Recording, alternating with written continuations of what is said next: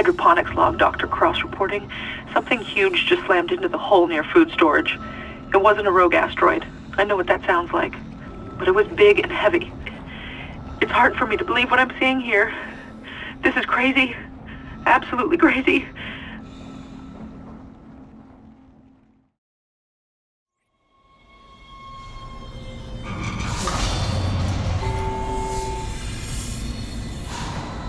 Finally, we make it to the bridge, with potentially one of the worst sections in the game. For me, I actually like this level. Hammond confirms the ADS is down, and we need to fix it quickly. Kendra presses him on the marker, and he claims to know nothing about it, other than it came from the surface and is aboard the Ishimura. Kinda strange how Kendra brings it up out of nowhere, though, right? I mean, sure, she could have been looking through some report logs and found similar logs like the one by Dr. Warwick. Back up! I am not the bad guy here. We're all shaky right now. You're gonna have to trust that I don't know anything about it. We've entered the debris field. Get to the captain's nest. I'll explain everything later. Hammond down. We move for Hammond's position in the captain's nest and get greeted by something very...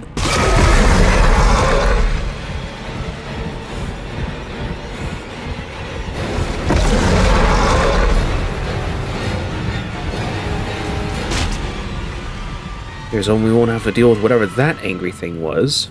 Arriving at the bridge, we...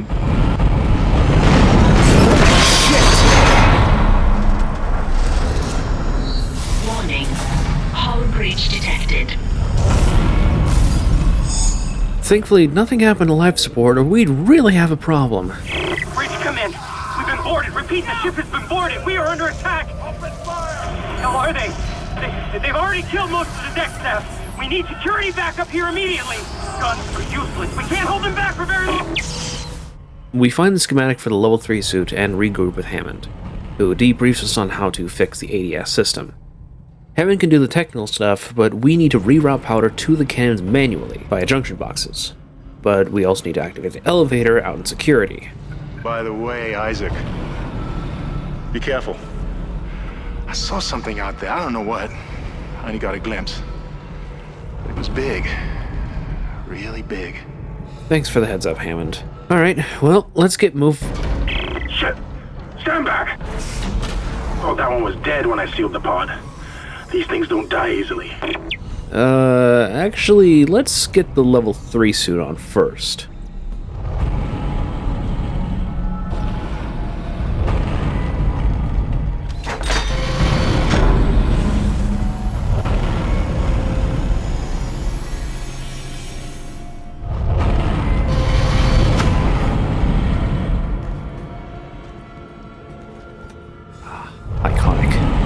Okay, now let's get moving to the...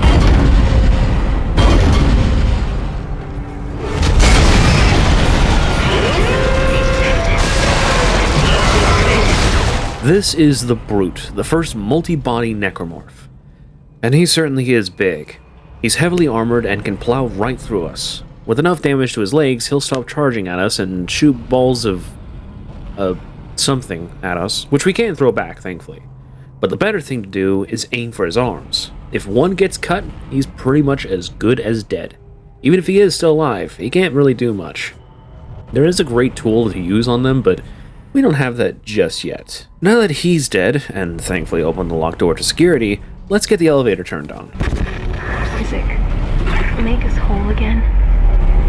We get the elevators online again, and find a video log showing Dr. Kyne murdering Captain Matthias. This is mutiny. You'll all be tried for mutiny. Kyne, make them listen to reason. Settle down, then. Hold him. By Maritime Law, Article 5469, I hereby declare Captain Benjamin Matthias unfit for duty.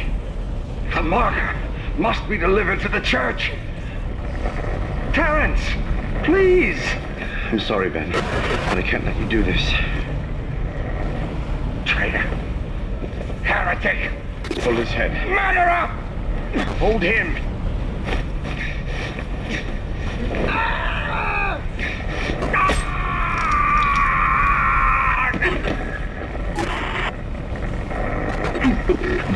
dead. No, it was an accident. I had to stop him. Arrest the doctor. Well, seems like Kyne knew about the dangers of the marker. And him stabbing Captain Matthias in the eye just... Anyways, we head down to get the junction boxes rerouted. Finally, we get our hands on the schematic for the contact beam. This thing can blast through a brute in one clean shot, even without upgrades. It is powerful. Against other enemies, it does a ton of damage and knocks into the floor after a while. It does require some time to charge, but that can be upgraded out, rendering it practically negligible. Its all-fire blasts the ground around you, which is also useful if you get surrounded, as rare as that is. Or you get a bunch of swarms on you, you can just blast them away immediately and kill them all. Kendra warns us about some malfunctioning panels on the floor, causing some gravitational anomalies. This is where the fun begins. One step on these panels and... we have our fun, deal with another brute, and get to the first of 3 junction boxes and get it rerouted. On our way to the second junction box, we...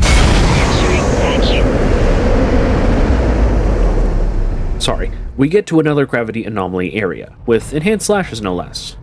We encounter some lurkers and even more infectors after taking care of the junction box. But with no bodies to infect, they'll have to go through us. In a side room, there's a captain's log and text talking about the infection spreading rather quickly. Captain's log, reporting on initial infection vectors. It's been less than an hour, but they've spread fast. Flight deck was the first to go, after the shuttle crashed. Now almost entirely overrun. We've lost at least half the medical deck and about a quarter of engineering. No information yet from cargo or planet ops, which suggests bad news. This is not what I expected. We head up to level 3 to take care of the last junction box. Make us whole again. Finally, we get the last tool in Isaac's arsenal, the Force Gun. This thing is a crowd control master, blasting anything a short distance away off its feet. It's not too great sometimes, but combined with its alt fire, just a lobbing ball of kinetic energy, it does massive damage. With upgrades, this thing has the perfect 1-2 punch. Another quick audio log from Temple's close by. This is Temple. The bridge is fucked. I don't know what went on in there, but I'm not sticking around in case whatever did it comes back. I'm heading for Hydroponics to find Elizabeth. We find the last junction box, and the ADS is back online. But of course, that's not enough. The ADS auto-targeting isn't on, so we're still boned. Hammond can fix it, but we have to go in the hot seat and aim the cannons ourselves. First, we'll have to cross through the ship's exterior hull while finding cover from the debris. That's not exactly the bad thing. The real problem is the cannons themselves. And to pour fuel on the fire, there's even an achievement for doing this entire section while maintaining above 50% integrity.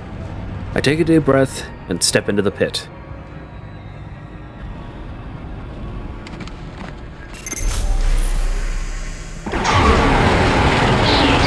That's it, Isaac. You're in the pit. Some asteroids are easy to take down, as they just get destroyed in one shot. Some are massive, though, dealing a lot of damage and will split into many when they're shot, requiring full attention. The best way to deal with this section that I found, God forbid you decide to take on this challenge, fire one shot at the smaller asteroids and alternate shots at some of the larger ones in quicker succession. That way you don't have to wait for the shells to load. You also don't have to take out all of them. Some can just pass right by and they won't damage the hull at all. After finally getting back, Kendra tells us we're slowly getting poisoned by the air from something in hydroponics.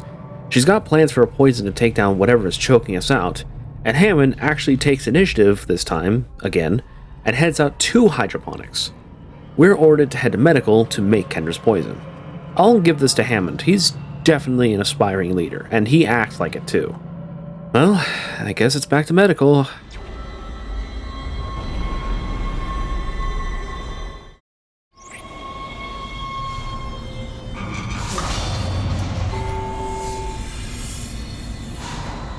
We're back on the medical deck, and Kendra warns us the air is getting worse, so we need to move quickly. Our first objective is to head to the chemistry lab and get a special capsule. You can't stand in the way of God's plan, the natural order. Are you blind, left to rest? Yeah, this is gonna be a problem. We're totally locked out of every route. Thankfully, Kendra hacks this one open. Okay, I'm writing the script right now. I just noticed this. Have a listen.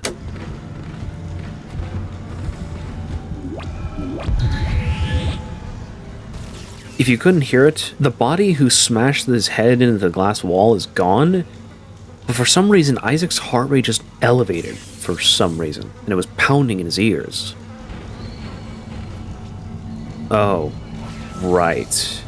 This is where we meet the mature Guardians.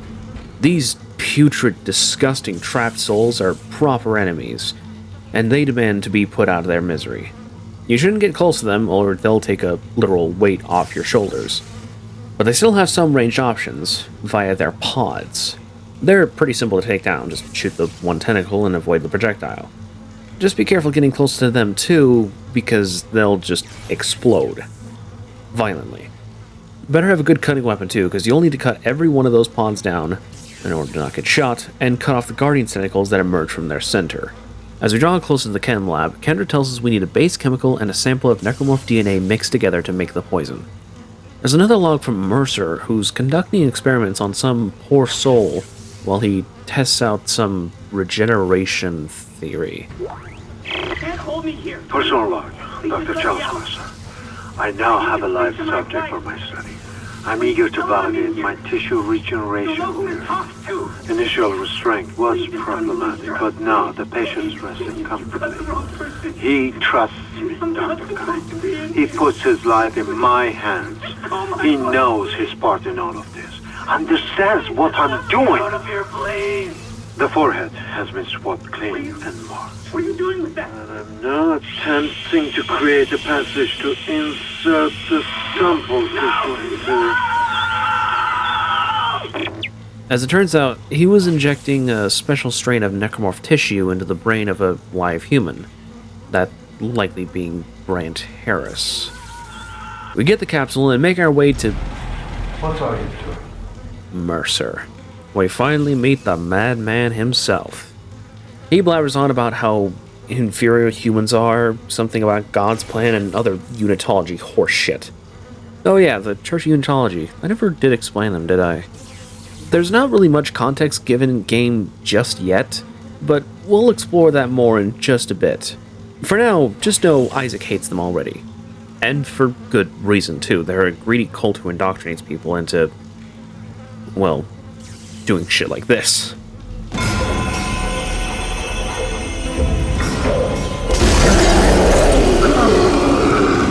This is the Hunter, and though he's mostly a slasher, he doesn't really move fast and erratically. Instead, he just kind of walks towards you at a rather quick pace like Jason Voorhees. He also, unlike normal slashers, isn't able to die. No, seriously, he just regenerates.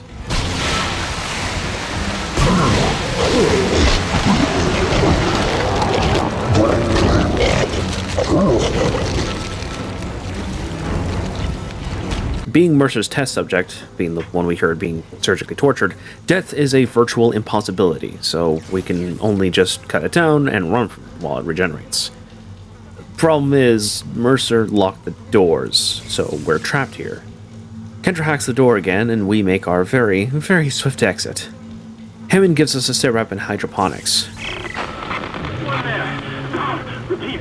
Come in, Isaac. Kendra, is anyone there? His signal is getting jammed by something, but it's bad where he is. Toxin is dense in there.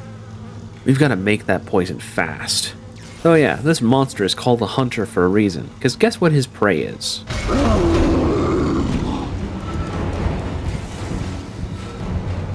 Kendra finds the sample of necromorph tissue located in Mercer's office, because of course he'd have one. She also tells us Hammond's signal is nowhere to be found anymore. Who knows if Hammond is still alive at this point?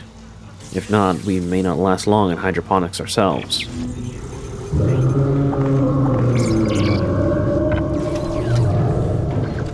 Granted, we might not last much longer here if we don't deal with the Hunter soon. After finding Mercer taunting us again in ER, we fight off the Hunter and other necromorphs too until Kendra unlocks the door again.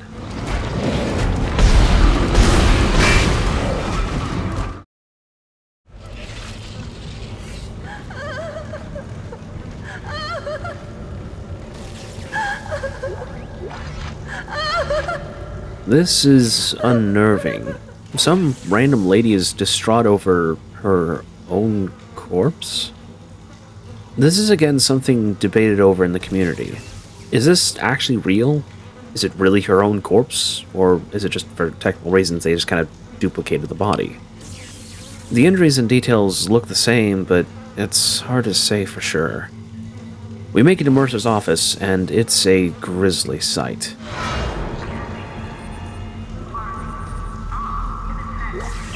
Person log, Dr. Chalice Mercer. The specimen continues to respond well to my experiments. Its cellular fortitude, not to mention elasticity, is remarkable. Dr. Kine, I'm sure, would disapprove. But I do not anticipate that issue as the good doctor is busying himself with the marker. As if that matters now. He has also succumbed to the same dementia that afflicted the colony. Only yesterday he told me he had spoken to his wife. But Amelia Kine has been dead for some years. My subject grows restless. Patience. Your time is soon. Very soon. It's hard to say if Mercer is immune to the marker's dementia effects, but I think it's unlikely. I think the marker has been furthering his beliefs, making him continue to experiment like this, yet keeping him from being targeted. For what reason, I really don't know. We acquire the DNA sample and have to move back toward the chem lab. Mercer has other plans though, and vents all the oxygen, or I guess the air, and medical, and turns off life support. Now we have to move back to the security station close to the tram. Time is of the essence, and we have limited oxygen. At some point during my fighting with a couple of pregnants and the hunter again, I actually ran out of ammo at some point. Something I've neglected to mention until now is that during your first playthrough, you'll be showered with several different types of ammo everywhere you go. I guess kind of a way of hey, you should try out this weapon here and everything because here's some ammo for it. I'm guessing. But that's a problem for me, as all I need is just the plasma energy. So the rest of the ammo I get is just going to be sold, because it's kind of clogging up my very small inventory space. We get life support back on, and get back to the chem lab. Hammond sounds off again, thankfully alive, but not doing well. We get back to the chem lab and mix the poison up. Now, to get to hydroponics. Mercer, though, wants to toy with us a little bit more. He unlocks a detour route for us and leads us into cryogenics. Again, he blathers on about how he thinks himself as kind of a deity figure or something, and that he'll be taking some cryogenically frozen necromorphs back to Earth with him. But he sends the hunter at us again. You know, one of the big weaknesses that he has is that his regeneration is able to keep him alive, but it takes time to do.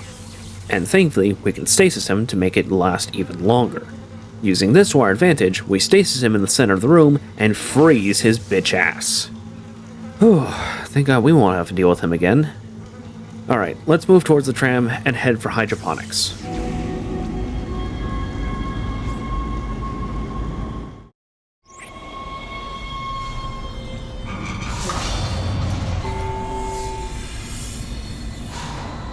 Arriving at hydroponics, we're not even sure if Hammond's still alive at this point. But for now, we have Kendra's poison and a very massive Leviathan to kill. An audio log by Dr. Elizabeth Cross tells us Captain Matthias has been holding on to food and supplies from the colony. Hydroponics log, Dr. Elizabeth Cross reporting. I'm pleased to say that we're working close to maximum capacity at the present time. All flora is healthy and thriving, and food yield has created a surplus. I was going to pass the surplus on to the colony, but the captain has given a no-fly order. I want to note my opposition to that order. Everyone knows they're in trouble down there, and I don't see what denying them our surplus will achieve. Whether this was before the outbreak or after is not known. Another thing to point out is this. If at all you stop, you won't just hear Isaac anymore. There are now whispers that are sometimes heard as we traverse the halls of the Ishimura, and they're becoming more common. We find Hammond still alive, but in really bad shape. He gives us a sitrep, saying he saw the Leviathan. It's massive, but locked behind food storage. The crew, well, what remains of them, were transformed into bloated, poison-breathing necromorphs. They're likely the source of the air poisoning.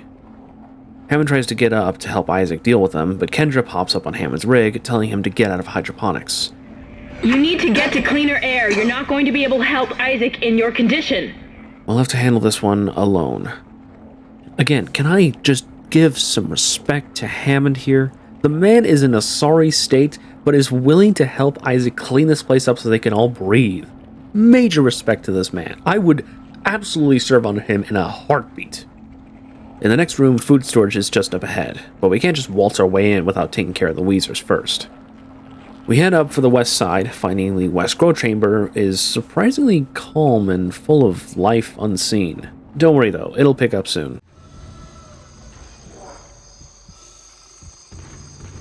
I'm not saying that there's any actual animals here per se, but it's just kind of an odd decision that they use this for background noise.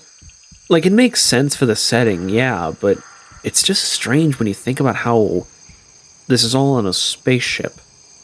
Granted, I could see how, like, the crickets could be around as kind of a way of having a sort of natural ecosystem for certain sustainability for crops to promote growth, but then you would need to have certain things like spiders and whatnot and all, and other sort of similar predator animals to deal with those sort of things.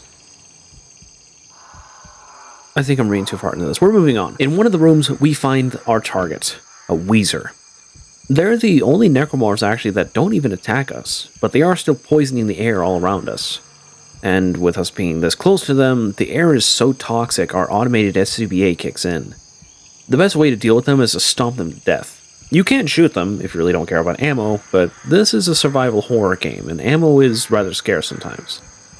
I do know in the remake you administer something into them that kills them or something, but here we just kind of kick them while they're still down.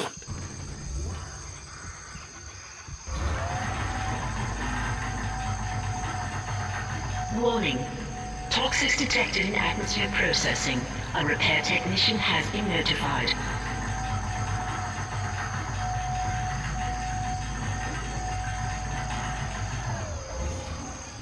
After taking the Ishimura's slowest elevator up to the second floor, we move on to find another new enemy type. And I almost feel sorry for them. The Exploder.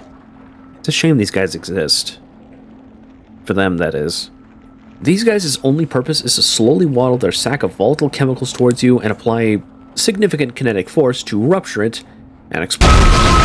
The problem is, they're super loud and make noise when they first spawn in and as they make their way towards you. Also, their explosive arm is extremely weak and is essentially their only way of doing any significant damage. They'll butt heads with you if they lose their arm, so they're not completely harmless, but since their arm is highly volatile, you can just shoot it like they're a walking explosive barrel. But where's the fun in that? No. My favorite solution? Take off the exploding arm and either cut the other arm or their leg, and they'll just fall immediately. After that, use kinesis on the sack and just launch it at whatever poor sap tries coming at you next. We enter a 0G area with spikes for some reason, and make our way towards the air filtration room. I'm really not sure how air filtration requires massive fireballs and tubes, but I'm sure someone will enlighten me on how that makes sense in the comments. We find an audio log from Dr. Cross again, as she's trying to find Temple. Hello? Hello, security? Thank God. This is Dr. Cross at Hydroponics. I'm trying to locate Second Engineer Jacob Temple. I can't get through to engineering. Of course I know there's a ship-wide medical alert. That's why I'm trying to locate him. No, we're safe for now, but the tram is down and we can't reach the escape pods. Hello? Hello? Finally, we're finished with the west side. Now on our way to the eastern portion. On our way there, we find a text log that gives us a little bit of detail about the corruption. Chem lab report to Dr. Cross. Elizabeth, no doubt you're aware of the organic growth found in some parts of the ship. I've been examining the substance and thought the results would interest you. The cells most closely resemble bacteria with viral behavior. Like bacteria, the organism infects other cells through osmosis, then mutates and reproduces agamogenetically. What's amazing is the speed at which it grows. A single bacterium reproduces 20-fold in just a minute. I've never seen anything like it. I won't stake my reputation on it, but I think this may be a genuine alien life form. Professor Hawley theorizes that it's a habitat transformer. The levels of gaseous output are tremendous, which is why it smells so bad. But to what end, we simply don't know. I'll keep you posted. Heinrich. The term necromorph now makes even more sense, as not only are these creatures made from corpses, but even the smell is awful too. Heading into the East Crow Chamber shows a total change in scenery compared to the West. We take down a brute, and now start looking for Weezers. Most are easy to find, but one in particular confused me quite a lot when I first played this years ago. It's a neat little puzzle, actually. Replacing a nutrient vat causes your automated SCBA to kick in until the vat is inserted. The Weezer is just under the sliding glass door, and you can't really get a good angle at it while the vat's being loaded. So what you need to do is stasis the vat, run to the other side, and shoot the Weezer before the vat gets loaded in. We find another audio log by Cross, just after the Leviathan hit food storage. Hydroponics log, Dr. Cross reporting. Something huge just slammed into the hole near food storage. It wasn't a rogue asteroid. I know what that sounds like. But it was big and heavy. I'll report again when I know more. Curious that it hit food storage and didn't form there. Now that we're done with that, let's head to the East Refrigeration and... Oh. This will be fun to walk through. Don't worry, there's a drag tentacle that'll help us through.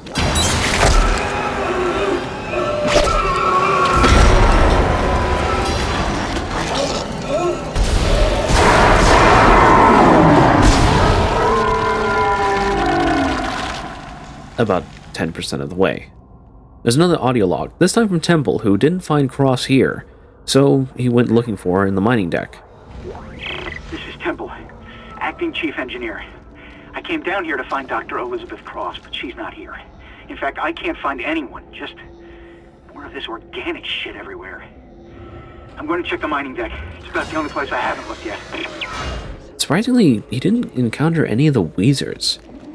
Seems like they formed much later, if perhaps just before we arrived. We deal with the last Weezer, and Kendra tells us to head back. She also tells us something rather concerning. Isaac, I've been reading those reports. The crew all began having mass hallucinations, and... well, I just saw my brother on a security monitor, and that's just not possible. Isaac, where are you? Help me.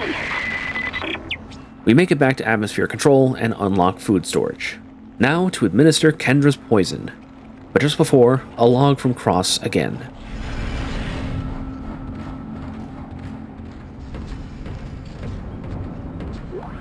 Hydroponics log, this is Dr. Cross. It's hard for me to believe what I'm seeing here. This is crazy. Absolutely crazy. I'm going to the mining deck. I hear that's where survivors are gathering. Jacob, I'll wait for you there. We administer the poison, and funny enough, it doesn't work. The door's unlocked, thankfully, due to the poison, but the Leviathan is still alive. So, we're gonna have to step in and deal with the Leviathan ourselves. Entering zero gravity. It is massive, but thankfully we're in 0G, so we can move around pretty easily.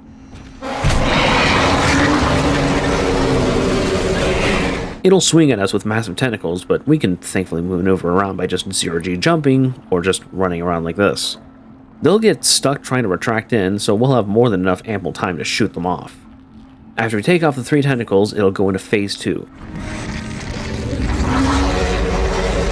Shooting balls of something that we'll have to avoid.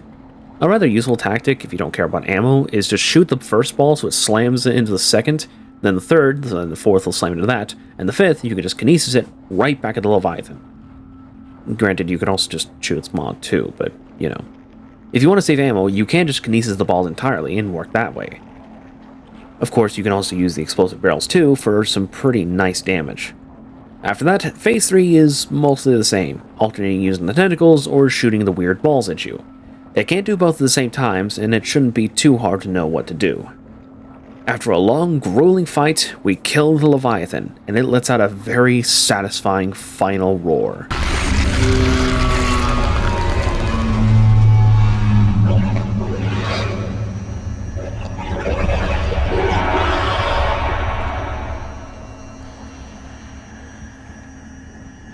Kendra congratulates us and tries to contact Hammond.